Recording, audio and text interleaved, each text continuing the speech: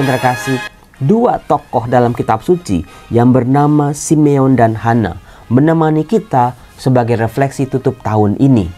Mereka berdua adalah orang-orang baik. Mereka berdua adalah orang-orang saleh. Sama seperti saya, sama juga seperti Anda. Tapi saudara-saudara, ada satu hal yang kita harus banyak belajar justru dari para lansia ini. Justru ketika manusia mulai meninggalkan dan melepaskan dunia ini, saudara-saudara, dia akan menemukan Tuhan. Cakep nggak? Cakep banget, Romo. Di rumah Anda, apakah masih ada orang tua yang sudah lansia? Salam damai sejahtera saudara-saudaraku yang terkasih pencinta firman Tuhan. Berjumpa kembali dengan Bible Learning with Father Joseph. Saudara-saudaraku, bagaimana kabar Anda hari ini? Apakah Anda sudah siap-siap untuk tutup tahun 2024 ini? Wits, udah dong Romo. Beli jagung udah. Beli daging di supermarket udah. Panggangan udah disiapin Romo. Areng sama kipasnya aja udah dicari Romo. Petasan kembang api udah Romo untuk meriahkan malam tahun baru. Saudaraku, yuk kita tulis di kolom komen, kita sharing bagaimana Anda dari tempat Anda masing-masing menutup tahun 2024 ini. Romo, saya udah booking hotel Romo. Kami mau staycation Romo. Bagus-bagus saja staycationnya sama keluarga. Ya coba kita bersyukur, kita penuh dengan harapan dan doa kita. Romo, kami mah di rumah aja Romo. Di rumah lebih bebas dan juga lebih murah tentunya. Bisa nyalain kembang api, di hotel kan nggak bisa Romo.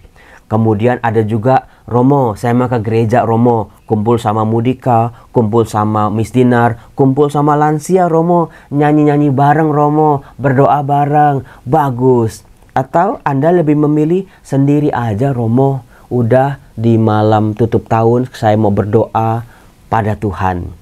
Saudara-saudaraku, 1001 cara orang bisa lakukan untuk menutup tahun 2024 dengan indah. Tapi jangan pernah lupa untuk bersyukur dan memuji Tuhan di penghujung tahun ini. Karena itulah kunci sebetulnya. Setelah hari demi hari berlalu, apakah ujungnya sebuah rasa syukur dan ucapan terima kasih kita? Romo udah siap kok Romo, saya akan berdoa, Tuhan terima kasih, puji syukur atas penyertaan-Mu selama ini, amin, gitu. Saudara-saudara, ingat kita yang sudah akrab dengan firman Tuhan ya, sepanjang tahun sudah ditemenin sama Bible Learning, kita tahulah rasa syukur, ucapan terima kasih, pujian kita kepada Tuhan harus lahir dari hati. Jangan cuma di mulut aja, jangan cuma di nyanyian saja yang indah-indah, tapi betul-betul kita tahu apa yang kita syukuri. Kita tahu pengalaman-pengalaman apa yang Tuhan sudah sertai dalam hidup kita. Sehingga semua perjalanan hidup kita berujung pada rasa syukur, pengakuan pada Allah yang besar, pada Allah yang kepadanya hatiku berterima kasih. Karena Tuhan memang sungguh baik, sungguh teramat baik, kasih-Nya nyata sepanjang tahun 2024. Meskipun kita semua sadar, nggak semua orang mengalami kebahagiaan seperti kita.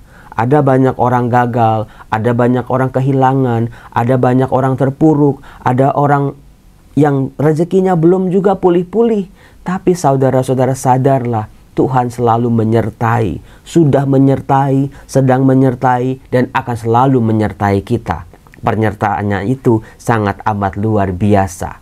Nah, saudara-saudaraku yang terkasih, bagaimana ini kalender liturgi gereja menjelang akhir tahun? Memang itu yang namanya kalender liturgi gereja itu luar biasa, menemani kita. Bukan asal tempel, dipilih, tetapi memang luar biasa. Siapa kira saudara-saudara, teks-teks kitab suci yang dibacakan pada tanggal 30 Desember, 31 Desember juga menemani kita untuk kita menyadari sungguh-sungguh apa arti hidup. Bukan melulu hidup lahir terus ya gonjang-ganjing terus tua terus meninggal. Kiranya tidak seperti itu hidup manusia. Hidup manusia sungguh sangat berharga. Berapapun usia kita, apapun Dimanapun situasi kehidupan kita, saudara-saudara, mari kita belajar pada teks kitab suci yang sangat cocok untuk dijadikan refleksi akhir tahun tutup tahun 2024. Kita akan diajak untuk berkenalan dengan dua tokoh yang sangat luar biasa, tokoh yang sudah berusia, artinya mereka sudah melalui tahun demi tahun kehidupannya. Bisa jadi 80 tahun, bisa jadi 70 tahun, mungkin lebih tua dari kita. Saudara-saudara, siapa kira dari dua tokoh lanjut usia ini kita bisa belajar tentang apa sih hidup ini? Bagaimana hidup ini harus dijalani? Apa yang dicari dalam hidup ini? Saudara-saudaraku yang terkasih, dua tokoh dalam kitab suci yang bernama Simeon dan Hana menemani kita sebagai refleksi tutup tahun ini. Mereka berdua adalah orang-orang baik. Mereka berdua adalah orang-orang saleh. Mereka berdua adalah orang-orang beriman. Sama seperti saya, sama juga seperti Anda. Tapi saudara-saudara, ada satu hal yang kita harus banyak belajar justru dari para lansia ini. Di rumah Anda, apakah masih ada orang tua yang sudah lansia?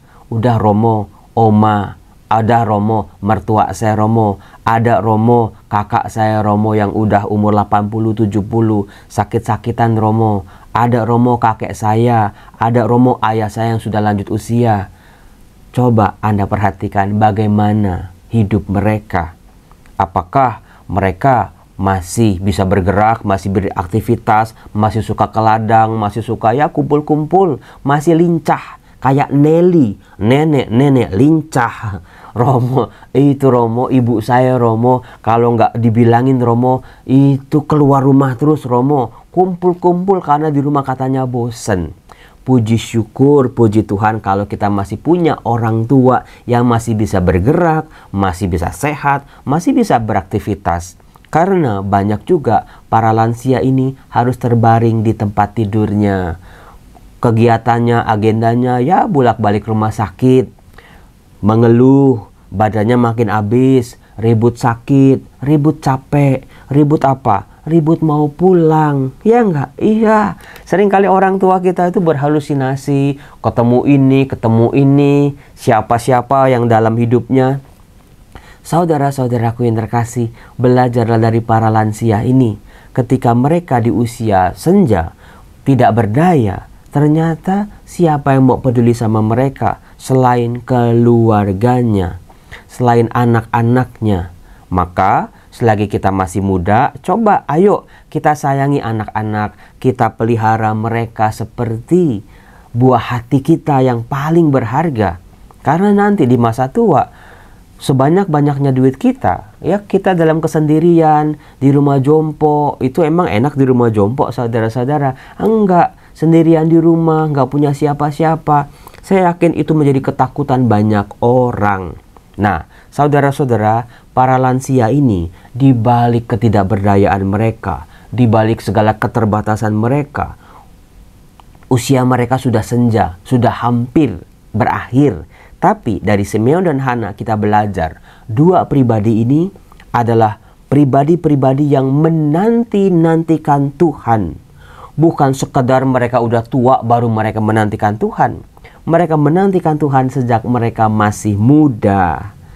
Betul-betul konsistensi, imannya, rasa percayanya, harapannya, penantiannya memang sudah dipupuk dari masa muda mereka. Mereka apa sih yang mereka nanti, apa yang mereka cari, apa yang mereka harapkan, yaitu berjumpa dengan Tuhan selama mereka hidup. Saudara-saudara, jadi kaya boleh-boleh aja, jadi terkenal silahkan, jadi orang hebat syukur-syukur pada Allah. Tapi apakah dalam perjalanan hidup kita pada akhirnya menemukan pengalaman-pengalaman Tuhan? Romo Yosef selalu bilang, Tuhan itu selalu menyertai, mana buktinya? Nah itu dia, seringkali orang berseru seperti itu. Buktinya hidup saya menderita, buktinya sakit penyakit saya nggak disembuhkan, buktinya rumah saya berantakan Romo. Kalau cuma rumah berantakan gak apa-apa. Rumah tangga saya ya Romo yang berantakan. Relasi sama anak-anak ancur-ancuran. Relasi sama pasangan udah kepecah belah Romo. Mana buktinya Tuhan menyertai? Saudara-saudara, posisi Simeon dan Hana ketika berjumpa dengan Tuhan Yesus, mereka kan itu bukan orang kaya raya, bukan orang yang hebat secara materi dunia, bukan para pejabat-pejabat yang terkenal itu, bukan artis-artis dengan follower jutaan, tetapi mereka betul-betul seperti manusia biasa yang harus kehilangan satu persatu apa yang pernah mereka miliki. Ketampanan, kecantikan, kegagahan, kemolekan tubuh mereka itu sudah lama mereka tinggalkan, saudara-saudara. Kemudian mungkin bisa jadi mereka sakit-sakitan, bisa jadi suaminya si Hana ya sudah meninggal, anak-anaknya udah nggak ada lagi. Para lansia ini ditinggal seorang diri. Disitulah mereka menemukan Tuhan. Kalau dalam penderitaan, kesendirian, kehilangan banyak hal, Tuhan bisa ditemui. Apalagi ketika hidup kita oke-oke saja, ketika hidup kita lancar, ketika rezeki-rezeki kita berlimpah, di situ Tuhan sebetulnya lebih mudah ditemukan. Tetapi kitanya yang semakin lumpuh kemampuan kita menemukan Tuhan. Karena digeret-geret sama uang, sama waktu yang sedikit itu, sama kesibukan-kesibukan kita, sama hal-hal dunia ini. Justru ketika manusia mulai meninggalkan dan melepaskan dunia ini, saudara-saudara, dia akan menemukan Tuhan. Cakep nggak? Cakep banget Romo. Pantesan di dalam bacaan pertama, surat pertama Rasul Yohanes bab 2 ayat 12-17 dikatakan begini. Jikalau orang mengasihi dunia, maka kasih akan Bapa tidak ada di dalam orang itu. Sebab semua yang ada di dalam dunia, yaitu keinginan daging dan keinginan mata, serta keangkuhan hidup, bukanlah berasal dari Bapa, melainkan dari dunia. Dan dunia ini sedang melenyap bersama keinginannya. Tetapi orang yang melakukan kehendak Allah tetap hidup selama-lamanya. Saudara-saudaraku yang terkasih, bacaan dari surat pertama Santo Yohanes ini meneguhkan kita. Semakin kita cari dunia, semakin kita cari semuanya yang ditawarkan oleh dunia, kebahagiaan yang ditawar-tawarkan itu, kita genggam erat-erat, semakin besarlah penghalang kita untuk melihat dan menemukan Tuhan. Tapi setelah kita melepaskan satu persatu, mana yang penting, mana yang tidak penting, mana yang perlu, mana yang tidak perlu, mana yang keinginanku belaka atau yang menjadi kehendak Tuhan, pelan-pelan dilepas, itulah yang saya sharingkan bagaimana di hadapan Allah dan kehendaknya kita semakin kecil dan Tuhan semakin besar. Nah, ketika di momen seperti itu, udah nggak ada lagi yang bisa dibanggakan, udah nggak ada lagi yang bisa diharapkan, udah nggak ada lagi yang bisa dipegang, yang bisa menjadi pijakan. Disitulah orang menemukan Tuhan. Tapi Anda masa mau sih nemuin Tuhan ketika sudah lansia seperti itu? Terlambat Romo, mumpung masih muda. Silahkan kita menciptakan keseimbangan dalam hidup. Ini penting banget. Cari dunia, masih muda, silakan, tetapi temukan juga ada jalan Tuhan yang menyertai kehidupan kita. Keseimbangan pada dasarnya. Coba sepanjang tahun 2024, Anda lebih banyak cari dunia atau menemukan Tuhan dalam dunia ini? Dalam porak-poranda, dalam hingar-bingarnya, dalam pesta poranya. Saudara-saudaraku yang terkasih, tutuplah tahun 2024 dengan rasa syukur. Buat saya tahun 2024 adalah banyak berkat-berkat yang saya rasakan. Dari bulan Januari, Februari, Maret, sebagai dosen, sebagai pengajar, karir dosen saya mulai menanjak, mulai makin jelas. Puji Tuhan, itu sangat saya syukuri. Kemudian juga keluarga saya sudah mulai semakin stabil. Kemudian juga kesehatan saya semakin baik. Ada begitu banyak kesembuhan, ada begitu banyak perjumpaan-perjumpaan saya dengan pribadi-pribadi yang sudah saya kenal maupun yang tidak saya kenal atau belum saya kenal. Lalu juga bagaimana kebaikan-kebaikan, bahkan saya bisa katakan mukjizat banyak terjadi dalam hidup saya di tahun 2024. Apa yang tidak mungkin, Tuhan mungkinkan. Apa yang tertutup, Tuhan buka pintunya lebar-lebar. Apa yang tadinya masih gelap, Tuhan sinarkan cahayanya yang terang benderang ini. Sehingga betul tiada yang mustahil bagi Tuhan. Itu ayat rema dalam hidup saya. Saudara-saudaraku, saya berharap di penutup tahun 2024 ini Anda menemukan bagaimana ayat kitab suci yang paling cocok dengan Anda. Buat saya tadi, bagi Tuhan tidak ada yang mustahil. Semuanya menjadi mungkin. Nah, mengenai Simeon dan Hana, kita bisa melihat dalam Injil Lukas bab 2, saudara-saudara. Ketika mereka berjumpa dengan bayi Yesus yang dipersembahkan ke bait Allah. Di situ dikatakan, adalah di Yerusalem seorang bernama Simeon. Ia seorang yang benar dan saleh yang menantikan penghiburan bagi Israel. Dia tidak sedang menantikan penghiburan buat dirinya, buat masalahnya, buat problem-problemnya. Simeon ternyata punya visi lebih luas lagi. Dia menantikan penghiburan bagi Israel, buat bangsanya yang saat itu juga sedang porak-poranda dijajah. Roh Kudus ada di atasnya, dan kepadanya telah dinyatakan oleh Roh Kudus bahwa ia tidak akan mati sebelum ia melihat Mesias, yaitu Dia yang diurapi Tuhan. Saudara-saudara, itu janji Tuhan buat Simeon. Nah, menghadapi atau menghidupi janji Allah ini, Simeon tidak cuma pasif, tidak cuma diam di tempat tidur meskipun dia sudah tua, tetapi dia datang ke bait Allah oleh Roh Kudus, bekerja sama dengan kuasa Roh. Ketika Yesus anak itu dibawanya masuk oleh orang tuanya untuk melakukan kepadanya apa yang ditentukan hukum Taurat, ia menyambut anak itu dan menatangnya sambil memuji Allah. Lahirlah Kidung Simeon, salah satu nyanyian terindah dalam kitab suci, namanya Kidung Simeon. Bagaimana dalam nyanyian itu, dalam pujian itu, dia betul-betul mengalami sendiri janji Tuhan ya dan amin dalam kehidupannya. Nah, kemudian saudara-saudara, baru di ayat 36, di situ juga ada Hana, seorang nabi perempuan, anak Fanuel dari suku Asyer. Dikatakan ia sudah sangat lanjut umurnya, bukan 50, bukan 60, bukan 70. Dikatakan umurnya 84 tahun. Dia sudah menikah dengan suaminya 7 tahun lamanya, dan dia sekarang sudah menjanda.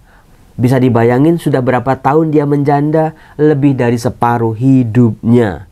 Dikatakan sama seperti Simeon, dia tidak pernah meninggalkan bait Allah. Siang malam dia beribadah dengan berpuasa dan berdoa. Dan pada ketika itu juga datanglah ia ke situ mengucap syukur kepada Allah. Ini saudara-saudara yang dimana kita bisa belajar dari Hana. Meskipun sudah banyak kehilangan, lanjut usianya, dia selalu datang bersyukur kepada Allah. Dia berbicara tentang anak itu kepada semua orang yang menantikan kelepasan untuk Yerusalem. Dialah saksi, dialah pewarta yang luar biasa. Usia tua bukan menjadi penghalang buat dia mewartakan tentang kelahiran Sang Juru Selamat. Saudara-saudara, saya berharap akhir tahun Anda indah luar biasa. Berdoa bersama, makan bersama, kumpul bersama orang-orang terkasih, saling bercerita, saling bersharing. Jangan sibuk sama handphone terus. Malam tahun baru masih sibuk sama handphone. Besok-besok aja handphonenya. Nikmati kebersamaan bersama keluarga. Salam doa saya untuk keluarga Anda semua. Bye. Tuhan Yesus, terima kasih untuk orang tua, oma, opa, kakek, nenek, ibu bapak kami yang sudah lanjut usia. Peliharalah mereka dalam kasih-Mu, berikan mereka kesehatan, kebijaksanaan, supaya semakin memancarkan kasih Tuhan. Biarlah jasa-jasa mereka, kebaikan-kebaikan mereka selalu kami kenang. Di saat mereka tidak berdaya, biarlah kami yang merawat mereka sepenuh hati. Beri kami anak-anak mereka rezeki, kesehatan dan kemampuan, supaya kami tidak menyia-nyiakan orang tua kami ini. Bapa, berkatilah semua anak-anak-Mu ini, Semoga di tahun baru ada berkat baru, ada kasih yang selalu nyata. Terima kasih ya Bapa untuk apa yang semua yang pernah terjadi di tahun 2024 ini, yang pada akhirnya harus kami syukuri. Dalam nama Tuhan Yesus kami berdoa, dalam nama Bapa dan Putera dan Roh Kudus. Amin.